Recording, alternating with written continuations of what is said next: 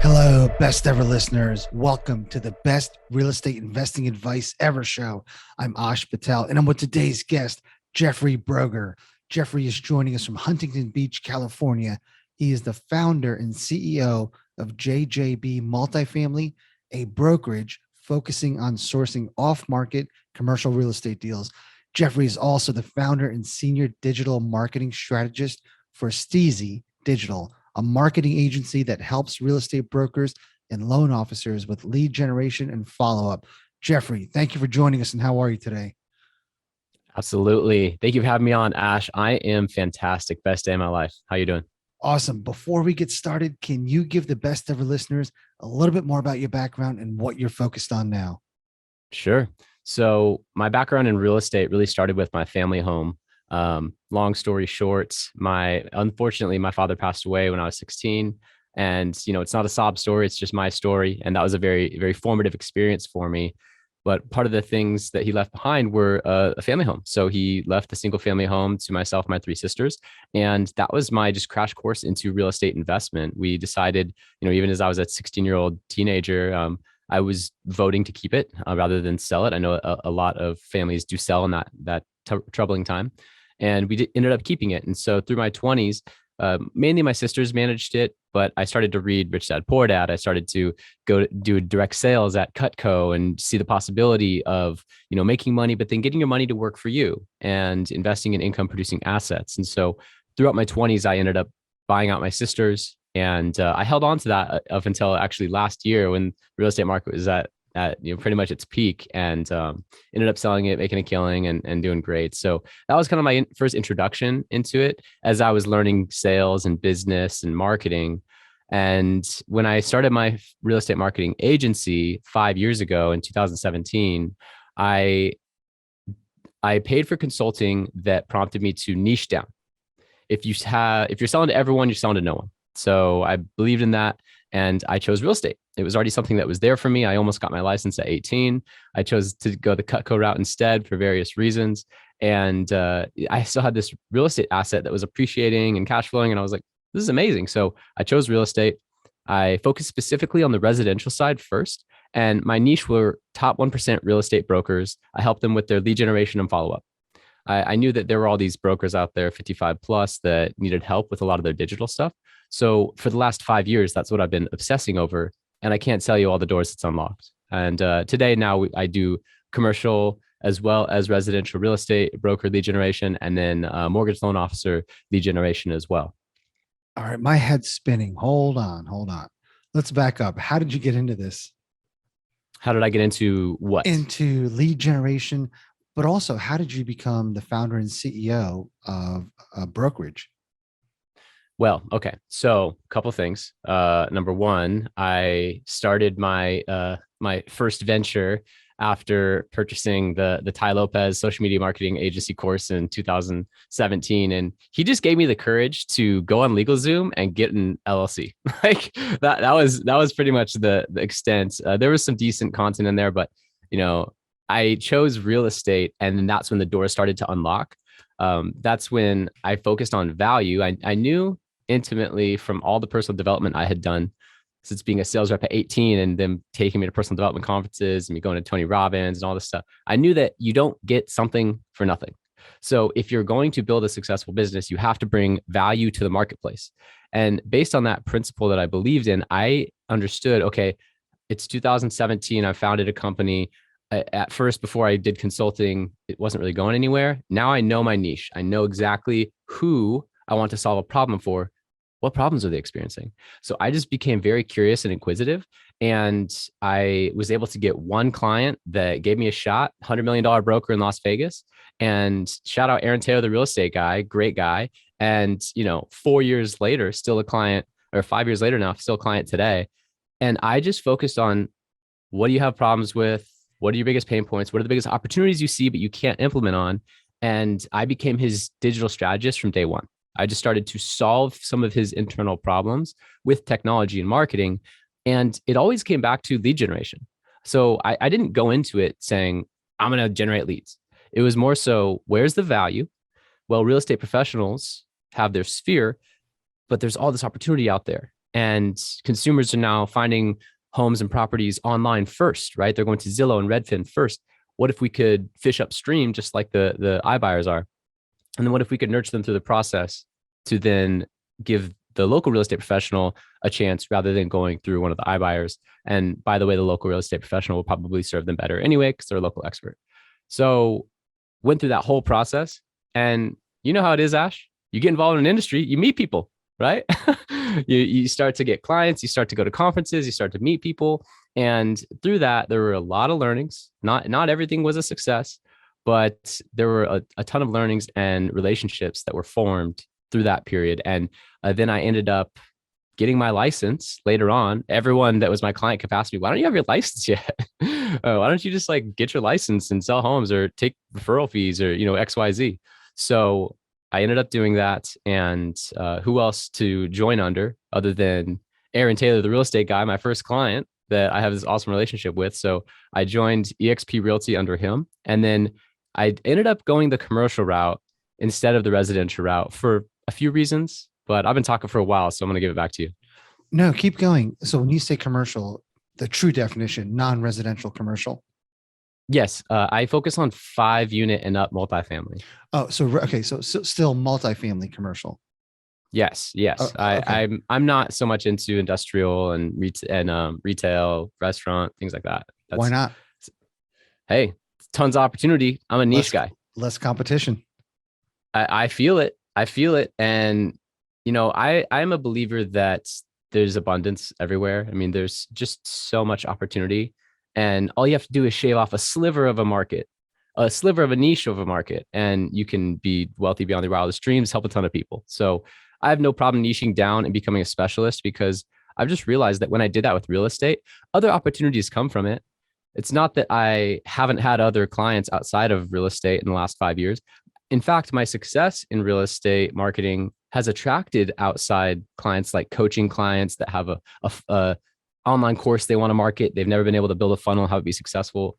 They come to me and they see the success in real estate and they say, hey, will that work for me? It's not, who are you? And you have to sell me now and this and that. They're actually attracted to me by the success over there. So I figured that the same will be with multifamily. Maybe I'm wrong, but I think that a specialist will be paid more, will serve the clients better. And I just don't have the capability at this time to go off all 8 commercial specialties, right? So I'm doing the one. Jeff, what are most people doing wrong on social media when it comes to marketing themselves or their business? I had to turn my light back on there. I don't know why it turned off. What are most people doing wrong? They're not posting nearly enough. And if they are posting, they are probably not posting the right things. And if they are outsourcing it, their vision is probably not getting communicated with the clarity and the sincerity that they would say it themselves. It's this conundrum. Social media, the best performing posts are of people, and the person that knows the most about the business is the founder. The founder also has the least time to go post on social media. So it is quite a conundrum. The way that I've been able to help clients combat that is to have extremely clear brand guidelines and be able to have a brand book that's a professional 30-page corporate level brand book with your mission, vision, values, your manifesto, your core beliefs, your logo, your exact color points, your exact non-logo use cases, everything, all in one document that you can share with every team member. Because then when you outsource social media, you can give that to them as inspiration. And you can also then identify the 5 buckets that they should be posting and then hit minimum metrics. Like, for example, 1 post a day on Instagram used to do it for you. You would grow. Now there's so much content out there. The bar is more like 2 posts a day on your normal feed, 5 stories, and at least 1 live or long form piece of content a week. So the bar is much higher now. So how do you keep up with that?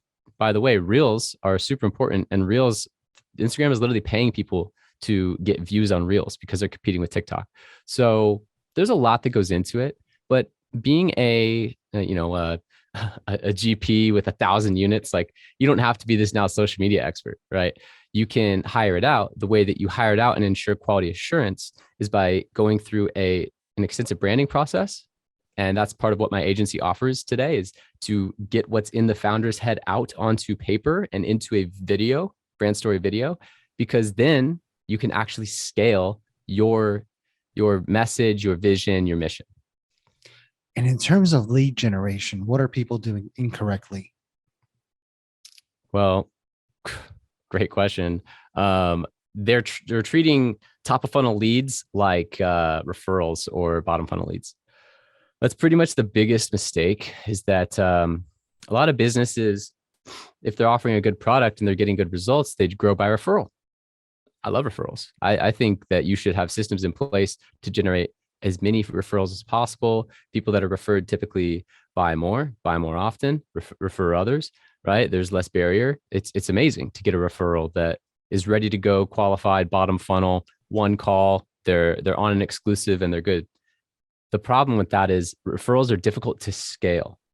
And if you have a completely organic strategy, you can create a ton of inbound and a ton of referrals. But if your goal is to really create a predictable dial, something you could turn up or down, depending on the season or your sales team's appetite, you need paid advertising. And if you have a successful paid advertising strategy in place, then you can drive leads to a funnel with pipeline stages and actually have automation fire to get them to the next stage of the funnel until they're a marketing qualified lead. So once they're a quote unquote marketing qualified lead, that's when I would hand it off to the sales team. So the big mistake is you'll do all these cold calls, or you'll do, all this Facebook advertising, and you'll say, oh, that stuff doesn't work. And the biggest mistake, Ash, that I see is treating top of funnel leads like their bottom funnel leads. And just to make it really clear as I wrap this thought up, I had a client early on that we did a performance review, and I had generated like 300 leads on the residential side on Facebook. Typically, we have a 1 to 3% conversion ratio. Law of big numbers, it just kind of works out. And so they should have closed 1 to 3 homes per 100. That should be like 3 to 9 homes over that time period, or maybe at least have showings and things where in the next 6 months those would close. And they said, these leads are garbage. And I said, okay, well, let's explore that. I'm open to it. I mean, look, hey, this is marketing is testing. Maybe I you could screwed up. Maybe I blew it. Yeah. I'm willing to admit that. Let's dive in. So we dive in and we look at the CRM, and I start going through one by one. I say, okay, this lead was generated on Tuesday at 10:47 a.m. At what point was the first contact to this lead? Oh, I think my agent called them like, I don't know, later that afternoon. Dead. Lead's dead. Okay, next lead. This lead was generated later that afternoon at 1 p.m. When was that? 2 days later. You get the story, right? They weren't hypersensitive to the speed to lead required to convert an online lead. First of all, the first 5 minutes, MIT did a study. You are 5,000% less likely to convert a lead that submits an online form after 5 minutes. This is a study from like four years ago. So number one, you got to convert them. Online leads are looking for instant feedback, instant communication. They're not looking for a call a week later. So that's number one. But number two, when you introduce an online lead top funnel to a closer, it's like the worst thing you can do, because the closer's asking nail down questions today to close the deal. And the person's not even ready. They're exploring, or they're interested, or they saw something that just caught their eye. So you have to have a barrier in between. And this has come from so much, hundreds of thousands of dollars. Actually, we've spent millions of dollars of ad spend, generated thousands and thousands of leads. And we've realized this, that there needs to be an intermediary. Now, the intermediary needs to be either internal as an ISA, or my agency now actually has partners that can offer inside sales agent services to convert the lead. Because once the lead is actually converted and qualified, then you hand it off to the closer or the founder of the company or XYZ that can then go close the deal. So wrap it up. Don't treat top funnel leads like bottom funnel leads. An ISA is inside sales agent. Yeah, inside sales assistant, inside sales agent, Okay. they're kind of interchangeable. Interesting perspective. So these funnels are truly three-dimensional. It's not just a black hole that's one-dimensional, where as soon as somebody enters, it's like hit or miss. You've got to take them through the entire process. And it Well, yeah, seems like a lot absolutely. of people fail at that. Yeah, and it's partially a failure of strategy. I'm honestly notorious for um what is it? Fire ready aim, where you just like, let's go. It's hard for me to slow down sometimes to do strategy. But one of my early mentors at Cutco said something that's always resonated with me. And every time I implement it, I've seen that it works. He said, 1 minute of planning saves 2 minutes of execution.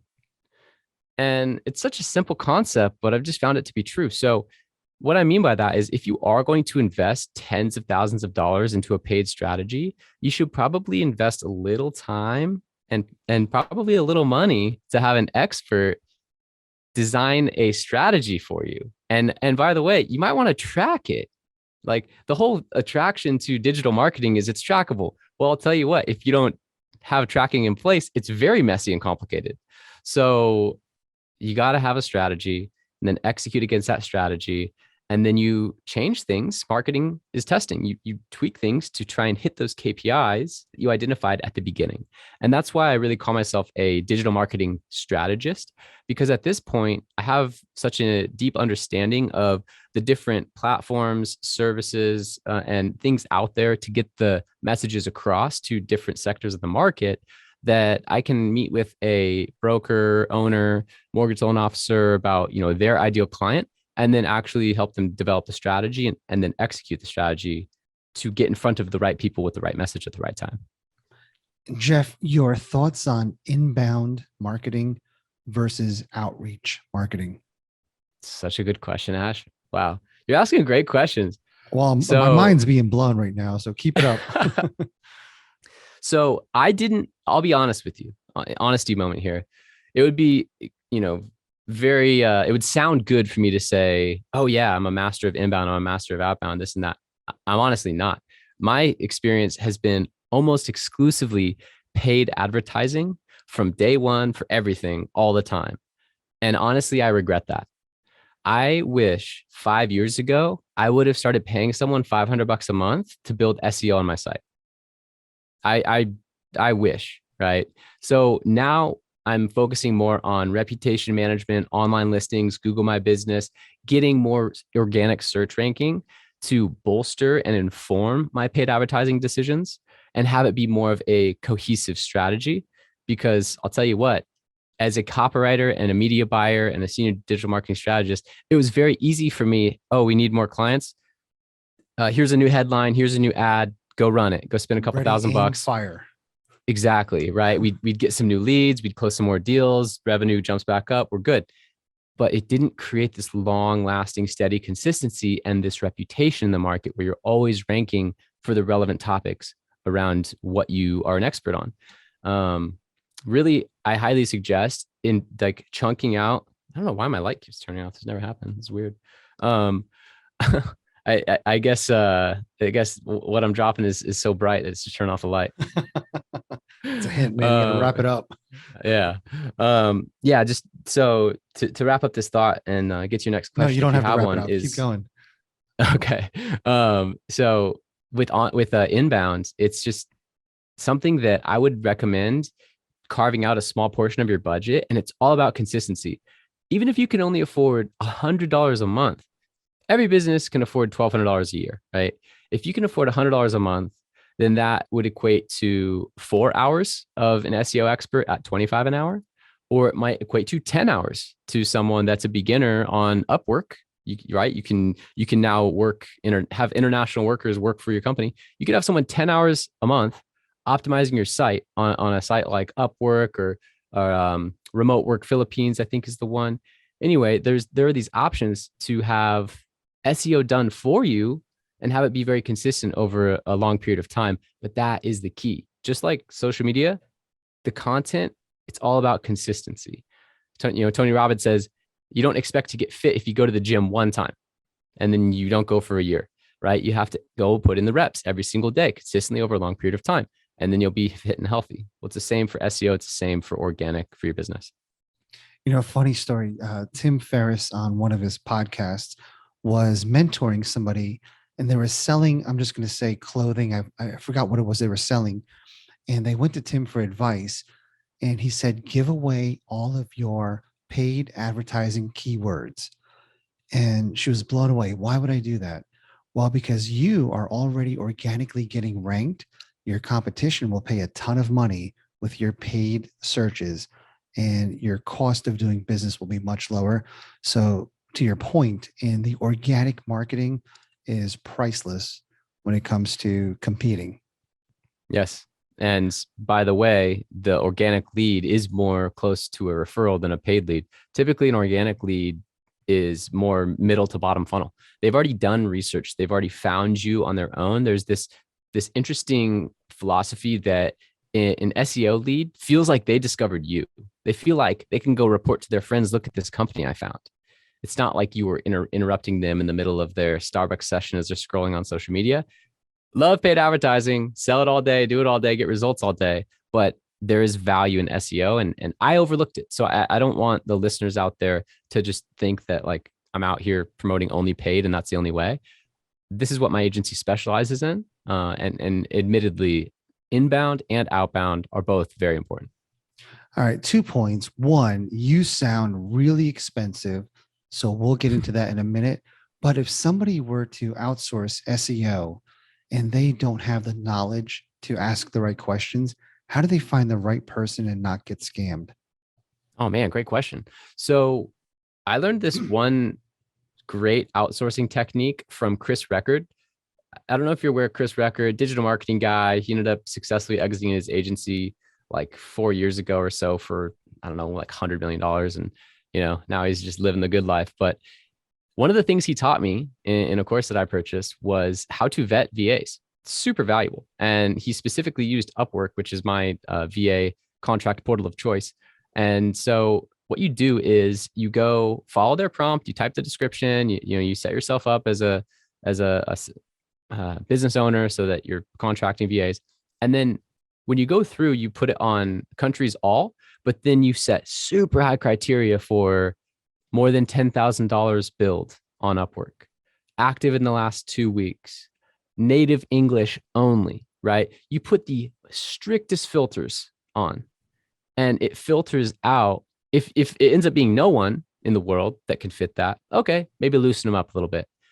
But most times I find hundreds of applicants that you then have to go through the process. I mean, it's not that it's super easy and non-time consuming. Like you then still have to go invite people to your job description, vet them, look at their reviews, start working with them, fire them if it doesn't work out.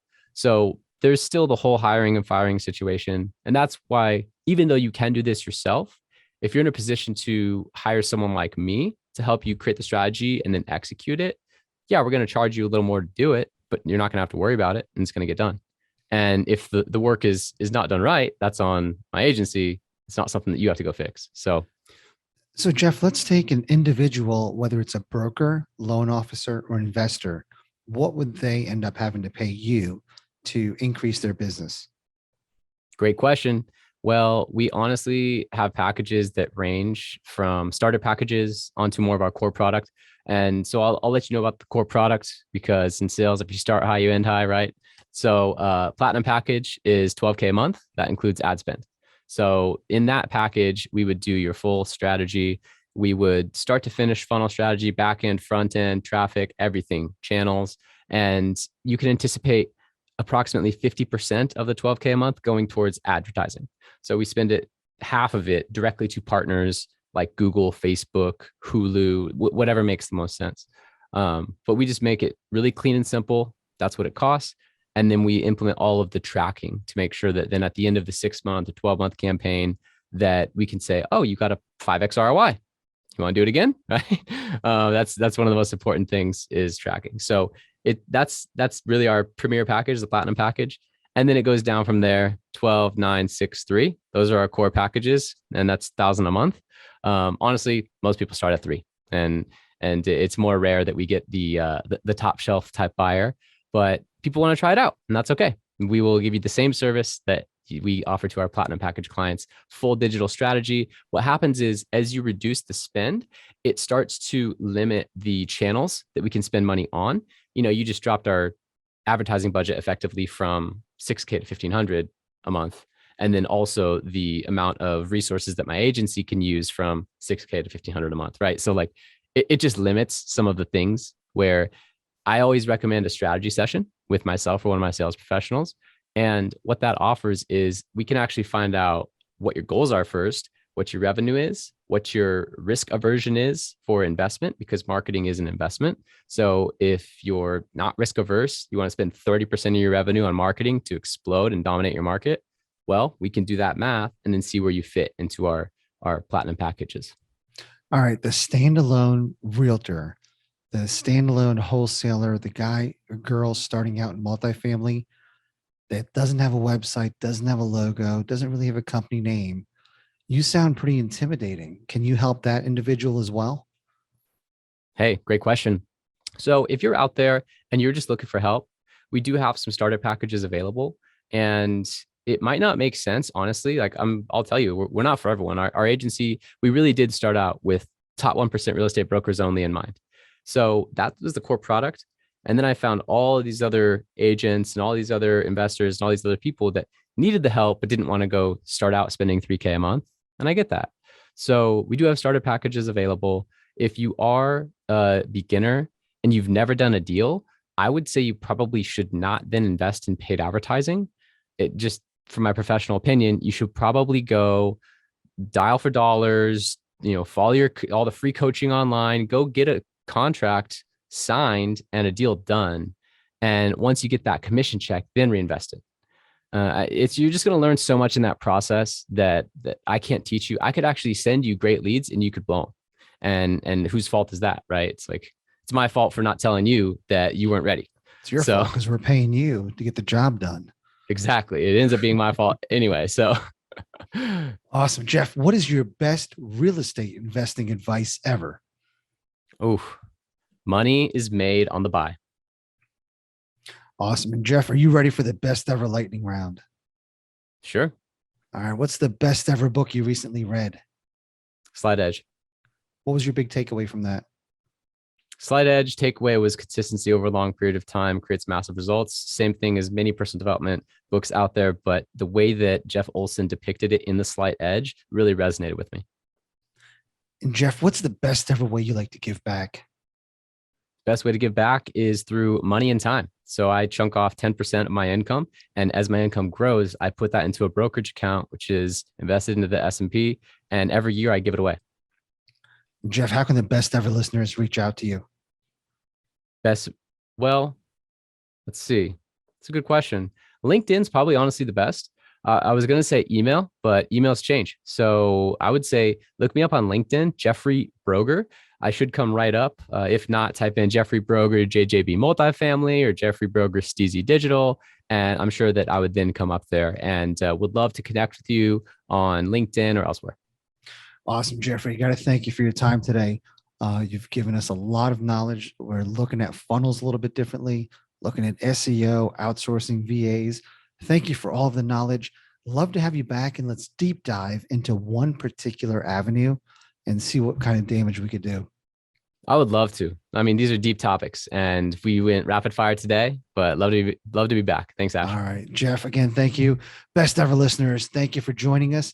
If you enjoyed this episode, please leave us a 5-star review, share the podcast with someone you think can benefit from it. Also follow, subscribe, and have a best ever day.